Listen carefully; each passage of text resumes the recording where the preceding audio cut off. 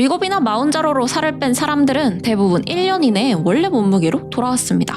살이 더 잘 찌는 체질이 된 건 덤이었죠. 사실 이건 위고비나 마운자로만의 문제가 아니라 다이어트를 하는 대부분의 사람들이 겪는 일입니다. 다이어트 후 얼마 지나지 않아 다시 원래 몸무게로 돌아오거나 오히려 더 찌는 요요 현상을 겪는 거죠. 아니면 아예 이런 경우도 있습니다. 다이어트를 시작하긴 했지만 며칠 못 견디고 포기해버리는 거죠. 왜 대부분의 사람들은 항상 이런 식으로 다이어트에 실패하는 걸까요? 일단 다이어트를 제대로 해본 사람이라면 누구나 합니다. 먹는 걸 줄이고 운동을 늘리면 된다. 말은 간단한데 막상 해보면 생각처럼 쉽지 않죠. 이런 식입니다. 살을 빼기로 마음먹고 먹는 양부터 줄입니다. 그런데 당장 배가 고프고 기운이 없습니다. 평소에 먹던 맛있는 간식을 못 먹어서 우울하긴 하지만 그래도 얼마 후면 달라질 끝내주는 몸매를 상상하며 식단도 하고 평소보다 운동도 열심히 하죠. 그렇게 3일이 지나고 일주일이 지납니다. 그런데 생각만큼 눈에 띄는 변화가 없습니다. 이게 맞아? 내가 제대로 하고 있는 거야? 왜 눈에 보이는 변화가 없지? 이처럼 인간인 우리는 내가 생각한 만큼의 결과가 나타나지 않으면 금세 불안하고 초조해집니다. 내가 이렇게까지 고통스럽게 다이어트를 하고 있는데 혹시 헛속하고 있는 거 아니야? 저도 최근에 다이어트를 하면서 이 질문에 빠졌습니다. 그리고 제 생각에 이 모든 문제가 생기는 근본적인 이유는 바로 우리가 정확한 정보를 제대로 알지 못하고 있기 때문입니다. 다이어트를 하는 동안 우리의 몸이 어떻게 변하는지, 감량 속도가 왜 더딘지 같은 정확한 원리를 모른 채 우리 스스로를 몰아붙이고만 있는 거죠. 그래서 앞으로는 영상 몇 편에 걸쳐 우리는 왜 이렇게 쉽게 무너지는지, 그리고 지금까지처럼 다이어트에 실패하지 않고 성공하려면 어떻게 해야 하는지를 알아보겠습니다. 일단 오늘 영상에서는 가장 먼저 우리가 왜 이렇게 쉽게 무너질 수밖에 없는지 그 핵심 원인을 알아보죠. 인스타나 유튜브를 보다 보면 한 달이나 2달 만에 7, 8kg 감량에 성공한 사람들이 등장합니다. 그러다 보니 많은 사람들이 다이어트를 3일이나 일주일, 길면 2주쯤 해보고 이런 생각에 빠지게 되죠. 내 생각보다 적게 빠진다고, 내가 뭔가 잘못하고 있는 것 같다고요. 그러면서 다이어트를 포기해버리곤 합니다. 그리고 이때 우리가 범한 가장 큰 실수는 바로 살이 빠지는 속도에 대한 기대치를 너무 높게 잡고 있다는 겁니다. 왜냐면 실제로는 생각보다 늦게 빠지는 게 정상이거든요. 일반적인 건강 상태를 가진 성인, 그러니까 특별한 대사질환이 없고 과체중이나 정상 체중 정도의 성인이라면 한두 달 안에 8kg 감량이라는 이 속도는 너무 빠릅니다. 이 속도로 뺀 건 거의 다 수분이랑 근육이 빠진 거라고 할 수 있죠. 탄수화물 확 줄이고 하루 섭취 칼로리를 크게 제한하면 저렇게 되죠. 근데 우리가 원하는 몸은 이런 몸이 아니라 이런 몸입니다.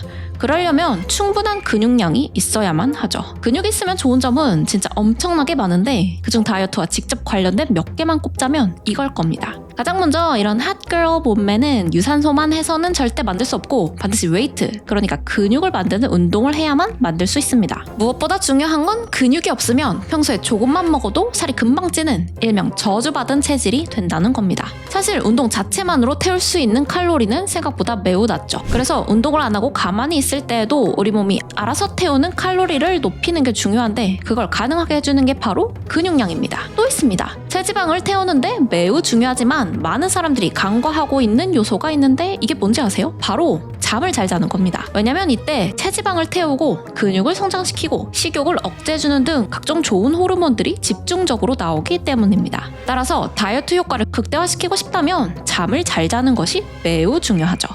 근데 근육량이 적으면 잠도 잘 못 잡니다. 근육 내에서 생성되는 호르몬들이 깊은 수면을 유도하는데 근육량이 적으면 이 호르몬 분비가 감소해 수면의 질 자체가 떨어지기 때문입니다. 따라서 이 모든 게 다 합쳐지면 그럼 다이어트가 끝나고 요요가 안 오는 게 더 이상한 몸이 되는 겁니다. 따라서 우리의 목표인 이런 몸을 갖기 위해서는, 그리고 요요 없는 다이어트를 위해서는 근육량 손실을 최소화하거나 근육량을 늘리면서 체지방 위주로 뺄 방법을 찾아야만 하죠. 그리고 이걸 위해서는 하루 칼로리 적자를 너무 크게 잡지 않는 것이 중요합니다. 이때 적절한 칼로리 적자는 300에서 500칼로리 정도죠. 이게 뭔 말이냐면 다이어트의 기본 전제는 칼로리 데피시트, 칼로리 적자 상태를 유지해야 한다는 겁니다. 자신의 유지 칼로리보다 적게 섭취하는 게 바로 칼로리 적자 상태를 유지하는 거죠. 우리 몸은 생존을 위해 잉여 에너지를 저장해 둡니다. 대표적인 게 바로 체지방이죠. 이때 우리 몸에 저장된 체지방 1kg은 약 7,700칼로리의 에너지를 품고 있습니다. 즉 체지방 1kg을 감량하려면 7,700칼로리만큼의 칼로리 적자를 만들어야 한다는 거죠. 그리고 이게 바로 모든 다이어트의 기본 원리입니다. 혈당을 관리하는 혈당 다이어트든 초가공식품을 끊는 자연식품 위주의 다이어트든 예외는 없습니다. 이 방법들이 살이 빠지는 이유는 어쨌든 전체 칼로리 섭취량이 우리 유지 칼로리보다 줄어들기 때문입니다.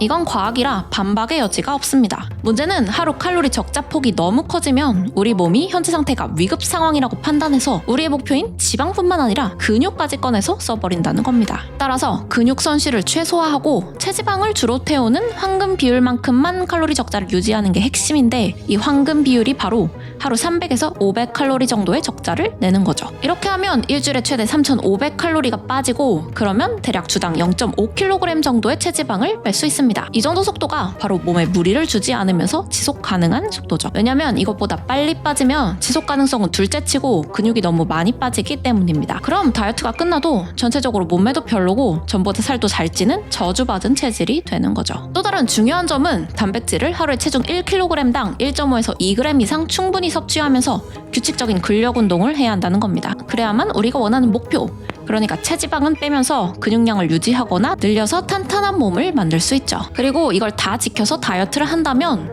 우리 생각보다 늦게 빠지는 게 정상이죠. 예를 들어 평소에 하루에 500칼로리 정도의 칼로리 적자 상태를 유지했을 때 감량할 수 있는 체지방은 겨우 이 정도밖에 안 됩니다. 심지어 이것도 얼굴에서만 빠지는 게 아니라 전신에서 골고루 빠지죠. 이 정도는 육안으로는 눈에 잘 띄지도 않습니다.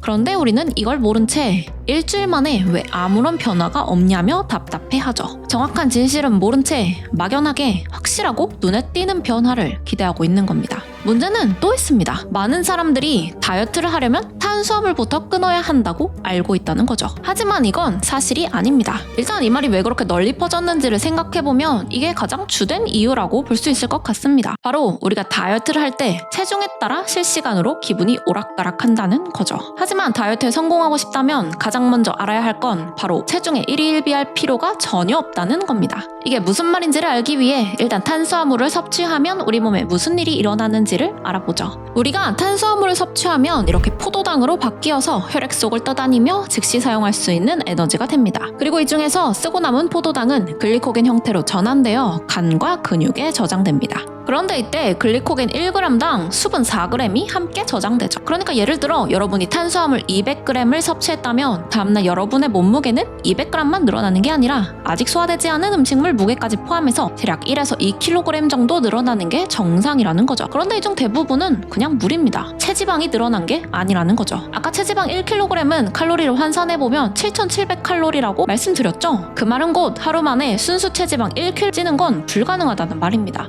하루 만에 이만큼을 유지 칼로리보다 초과 섭취한 게 아닌 이상 말이죠. 이건 과학입니다. 반박의 여지가 없죠. 물론 수분이 늘어난 거라서 평소보다 얼굴이 좀 부어 보일 수는 있습니다. 특히 얼굴은 혈관이 많고 피부가 얇아서 붓기가 더 잘 보이는 부위죠. 근데 이건 진짜 말 그대로 그냥 붓기라서 하루 이틀만 지나면 금방 다시 빠질 거예요. 그렇다는 건 많은 사람들이 다이어트 초반에 탄수화물을 확 끊고 살이 빠졌다고 느끼는 건 거의 다 수분이 빠진 거라는 말입니다. 우리가 거울을 봤을 때 가장 눈에 띄는 부위가 얼굴이니까 얼굴 붓기가 빠진 걸 보고 살 빠졌는데? 체지방이 빠졌구나 고 착각한다는 겁니다. 하지만 그건 그냥 거의 다 수분이 빠진 겁니다.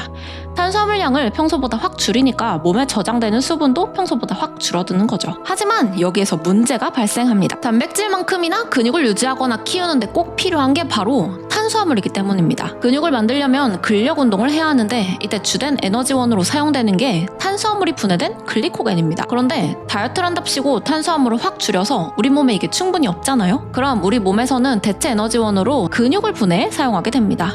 근육을 만들려고 근력 운동을 했는데 오히려 있던 근육이 줄어드는 아이러니한 일이 벌어지는 거죠. 자, 이제 이걸 다 지켜서 하루에 300에서 500칼로리 적자를 유지하면 아마 일주일에 0.3kg에서 0.5kg 정도의 체지방이 빠질 겁니다.